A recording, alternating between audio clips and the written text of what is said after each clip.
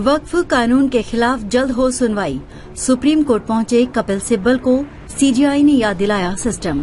राज्यसभा सांसद और वरिष्ठ वकील कपिल सिब्बल ने वक्फ कानून पर सुप्रीम कोर्ट में जल्द सुनवाई का अनुरोध किया है।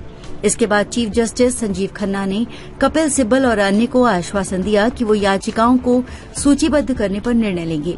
मुख्य न्यायाधीश संजीव खन्ना की अध्यक्षता वाली पीठ ने जमीयत उलेमाए हिंद की ओर से पेश वरिष्ठ अधिवक्ता कपिल सिब्बल की दलीलों पर गौर किया। पीठ ने कहा कि याचिकाओं को तत्काल सुनवाई के लिए सूचीबद्ध करने की जरूरत है।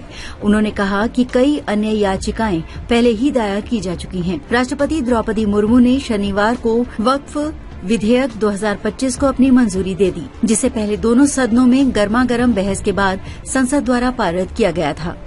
देश के संविधान पर हमला है कानून। अधिनियम की वैधता को चुनौती देने वाली कई याचिकाएं, जिनमें समस्त केरल जमीयतुल उलेमा की एक याचिका भी शामिल है, सर्वोच्च न्यायालय में दायर की गई हैं।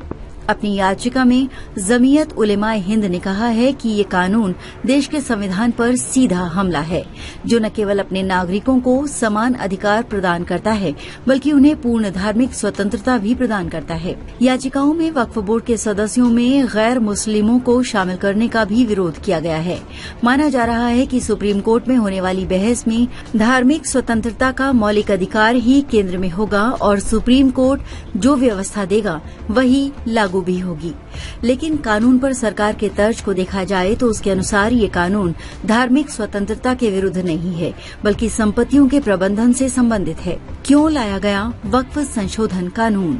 याचिकाओं में मुसलमानों से भेदभाव का आरोप लगाते हुए कानून को समानता के अधिकार अनुच्छेद 14 और 15 का उल्लंघन बताया गया है, जबकि सरकार का तर्क है कि कानून में मुस्लिम महिलाओं के हित संरक्षित किए गए हैं और अनुच्छेद 15 के तहत सरकार को महिलाओं के लिए विशेष प्राविधान करने का अधिकार है। सरकार कानून को जायज ठहराते हुए तर्क दे रही है कि वक्फ प्रबंधन में चुनौतियों का समाधान करने के लिए व्यवस्थित सुधारों की आवश्यकता थी, जिसके लिए वक्फ संशोधन कानून 2025 लाया गया। इससे पारदर्शिता, जवाबदेही और कानूनी निरीक्षण सुनिश्चित करके वक्फ संपत्तियां गैर मुसलमानों और अन्य हितधारकों के अधिकारों का उल्लंघन किए बगैर इच्छित धर्मार्थ उद्देश्यों की पूर्ति कर सकती हैं।